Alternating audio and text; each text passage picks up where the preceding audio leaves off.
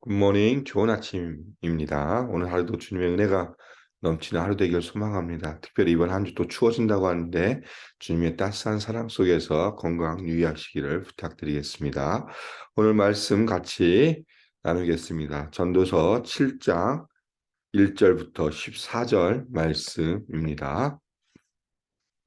전도서 7장 1절부터 14절 말씀입니다. 좋은 이름이 좋은 기름보다 낫고 죽는 날이 출생하는 날보다 나으며 소상집에 가는 것이 잔치집에 가는 것보다 나으니 모든 사람의 끝이 이와 같이 됨이라. 산자는 이것을 그의 마음에 둘지어다. 슬픔이 웃음보다 나음은 얼굴에 근심하는 것이 마음에 유익하기 때문이니라. 지혜자의 마음은 초상집에 있으되 우매한 자의 마음은 혼인집에 있느니라. 지혜로운 사람의 책망을 듣는 것이 우매한 자들의 노래를 듣는 것보다 나으니라. 우매한 자들의 웃음소리는 손 밑에서 가시나무가 타는 소리 같으니 이것도 헛되리라. 탐욕이 지혜자를 우매하게 하고 뇌물이 사람의 명철을 망하게 하느니라.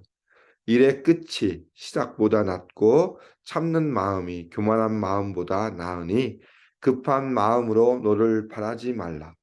너는 우매한 자들의 품에 머무름이니라. 옛날이 오늘보다 나은 것이 어찌미냐 하지 말라. 이렇게 묻는 것은 지혜가 아니니라.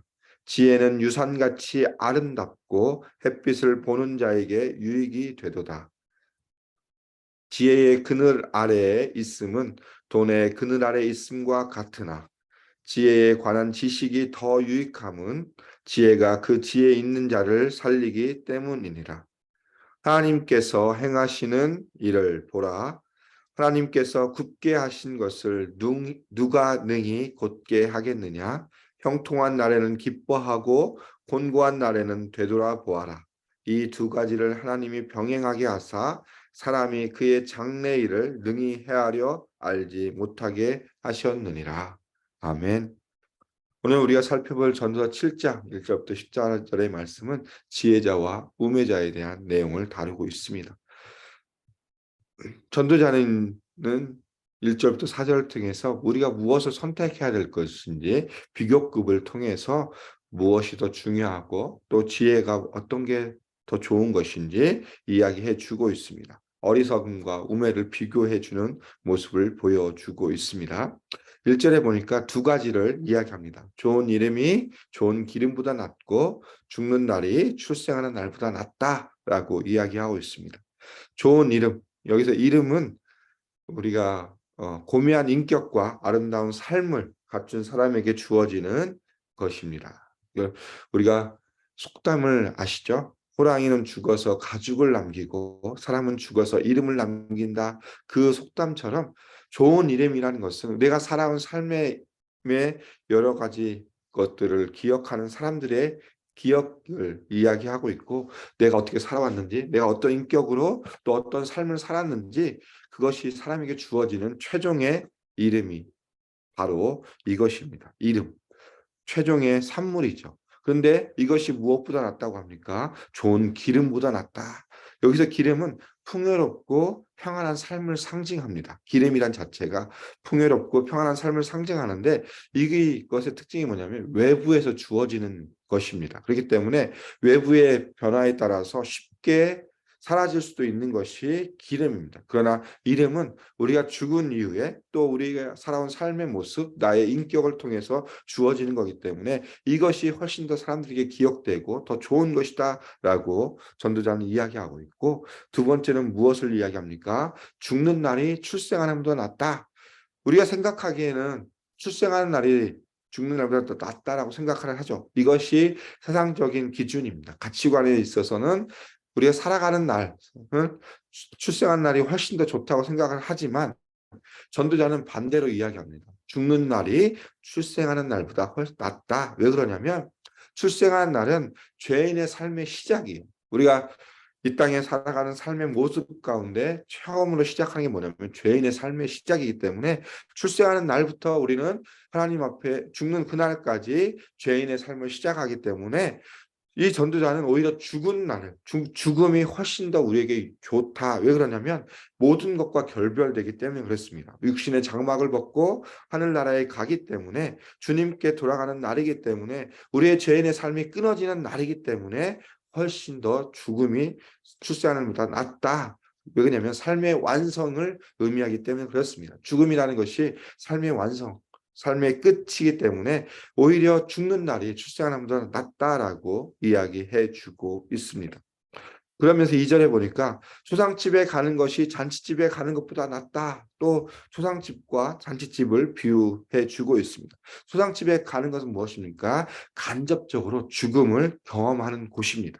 잔치집은 삶에 대해서 또 우리가 즐거움은 주지만 삶에 대해서 인생에 대해서 깊이 사색할 수 있는 기회를 주지 않는 곳이지만 초상집은 우리가 가는 그곳을 통해서 사람이 죽어가는 죽음이 이런 것이구나. 죽음에 대해서 간접적으로 경험하는 것이고 그래서 다른 사람의 죽음을 보면서 자신의 죽음, 내가 죽음에 이르게 될 것이라는 것을 의식할 수 있는 기회를 준다. 그렇게 그런 면에 있어서 오히려 우리에게 초상집이 잔치집보다 낫다라고 전도자는 이야기해 주고 있습니다. 그러면서 또 3절에 슬픔하고 웃음을 비교합니다. 슬픔이 웃음보다 낫다. 이것도 세상 사람들이 생각하는 것과 반대죠. 보통은 웃는 것이 슬픔보다 낫다라고 이야기하지만 이 전도자는 오히려 슬픔이 웃음보다 낫다.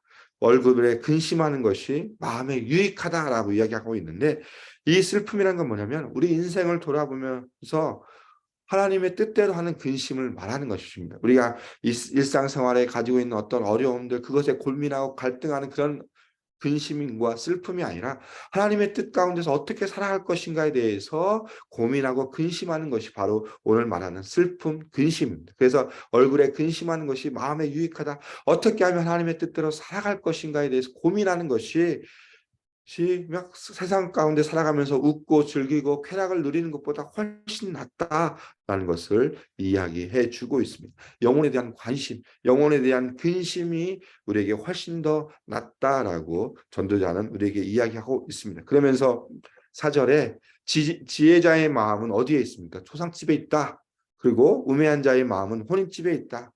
이 혼인집과 초상집의 비유는 앞의 부분과 비슷합니다. 잔치집과 비슷하고 혼인집은 일시적인 삶의 화려함을 의미합니다. 그러니까 우매하는 자는 결국 우리가 이 땅에 살아가는 삶 딱 그것에 초점을 맞춰서 그냥 어떻게 하면 즐겁고 어떻게 하면 행복하게 살 것인가에 초점을 맞추고 살아가는 삶이고 이 땅이 삶의 전부인 것처럼 살아가는 자가 바로 우매한 자, 혼인집을 내 마음을 두는 자고 지혜자는 초상집, 일시적인 삶 이후의 삶에 대해서 확신하고 준비하는 삶이기 때문에 하나님의 나라, 이 땅의 삶이 우리가 전부가 아니라 하나님의 나라가 있고 우리가 하나님을 향한 그 본향 가운데 나아가는 삶을 살아가는 자가 바로 지혜자, 초상집을 마음에 두는 자다라고 1절과 4절, 1절부터 시작해 4절을 통해서 결론을 내려주고 있습니다. 그러면서 이제 5절부터 시작해서 지혜와 우매를 계속 비교해 주고 있습니다. 지혜로운 사람의 책망을 듣는 것이 우매한 자의 노래를 듣는 것보다 낫다. 그렇죠. 우매한 자의 노래는 우리를 즐겁게 하는 것이죠. 즐겁게 하는 소리가 좋긴 하지만 그러나 한편으로 보면 지혜자의 책망, 우리의 마음을 힘들게 하고 아프게 하는 그 책망이 우리가 이 땅을 살아가고 하나님의 나라를 살아가는 삶에 있어서 훨씬 더 낫다라고 지혜자는 이야기하고 있고 왜 그러냐면 6절에 보니까 우매자의 웃음소리는 손밑에서 가시나무가 타는 소리 같다. 이 가시나무가 탄다는 것은 요란한 소리입니다. 정말 그 당시 이 전도서를 썼을 때 그 당시에 이 가시나무를 통해서 연료를 많이 썼습니다. 음식을 데필 때 썼는데 그 소리가 너무 크고 불규칙하게 요란한 소리라는 것인데 그 결국은 무엇을 의미하냐? 결국 우매자의 웃음소리는 요란한 것밖에 되지 않는다. 그 안에 어떤 참된 의미가 없고 그냥 겉으로 보여지는 요란함밖에 없다라고 이야기해 주고 있어요. 그래서 무엇이라고 합니까? 이것도 헛되도다라고 전도자는 이야기해 주고 있습니다. 전도자는 지혜라는 자의 책망을 듣는 것이 오히려 이 우매한 자의 노랫소리, 웃음소리를 듣는 것보다 훨씬 낫다라고 이야기하고 있고, 다시 한번 그러면서 7절에 우리에게 경고를 해주고 있습니다.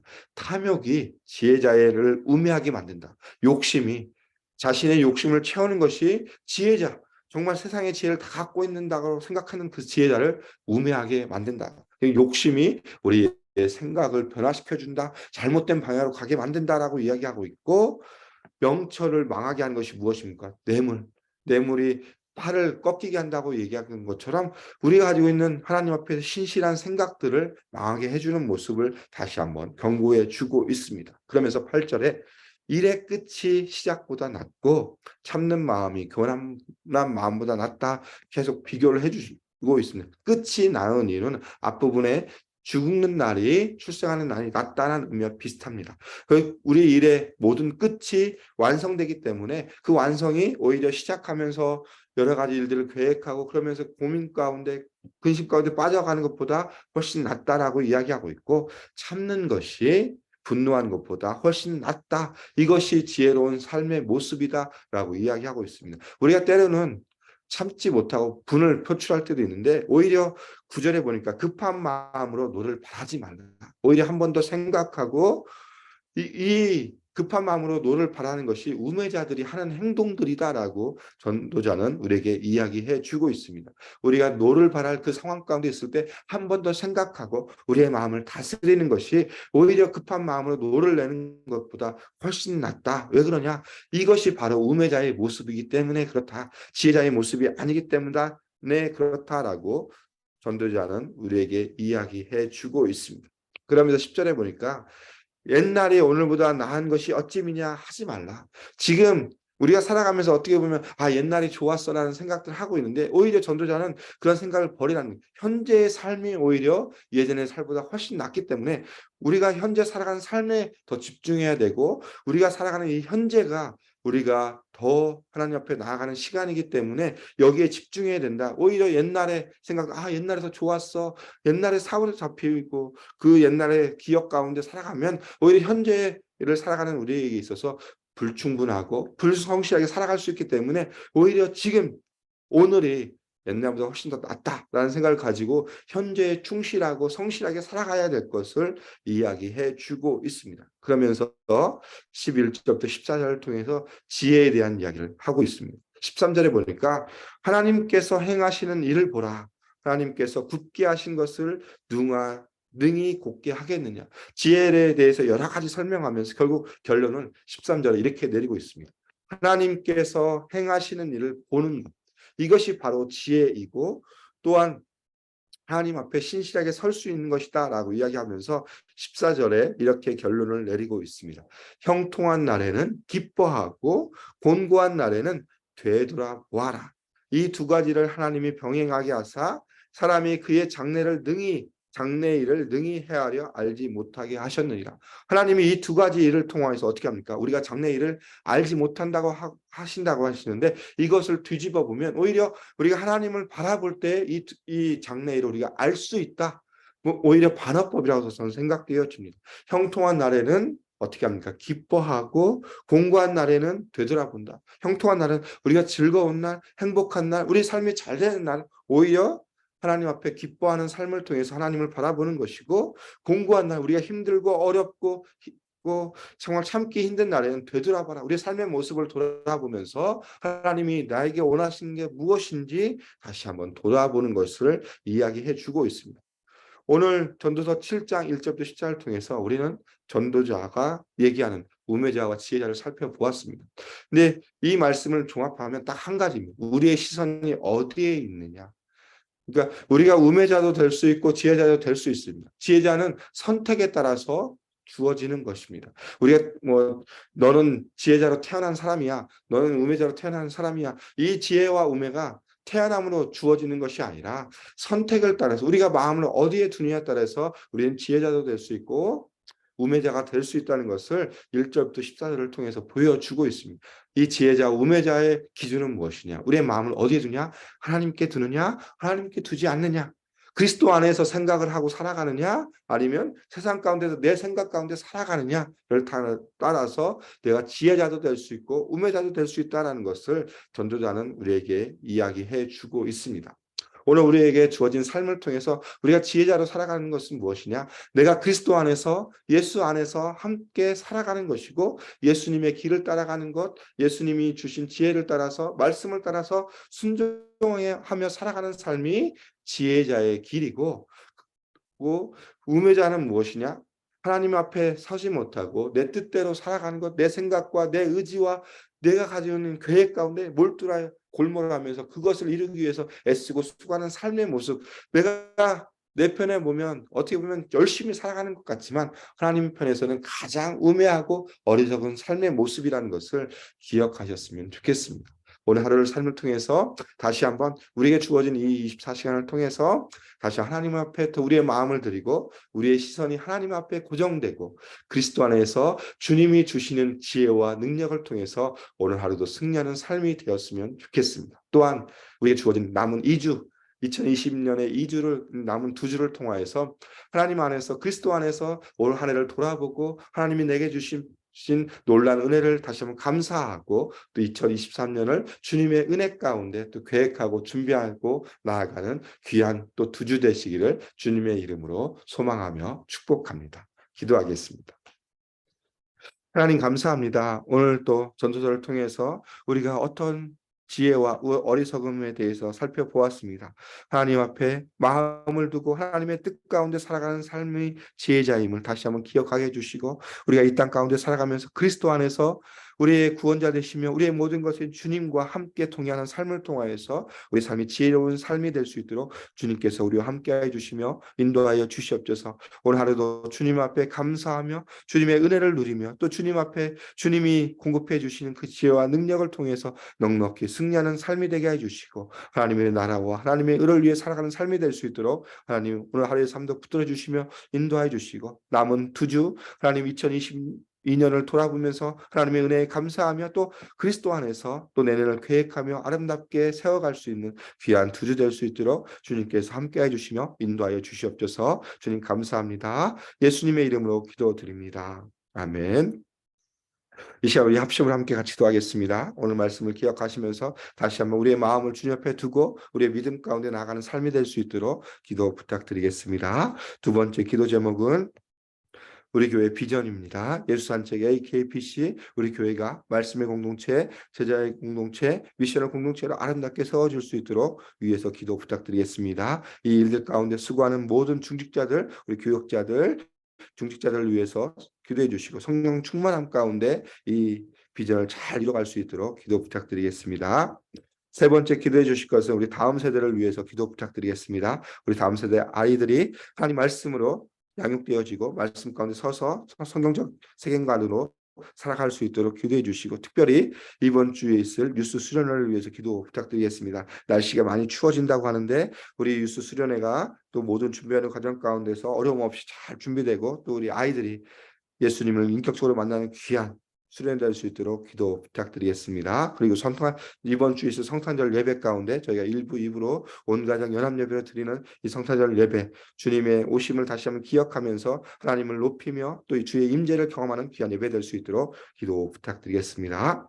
마지막으로 조태균 선교사님, 알바니아 선교하시는 조태균 선교사님을 기도해 주시고 목장에서 후원하고 기도하는 선교사님을 위해서 기도 부탁드리겠습니다. 치유를 위한 기도 전성환 집사님, 찰스 토마스 성도님, 김영수 집사님, 손현순 집사님, 김기현 권사님, 조현철 집사님 그리고 투병 중인 모든 성도님들의 회복을 위해서 이 시간 합심을 함께 같이 기도하고 일상의 삶으로 나아가겠습니다.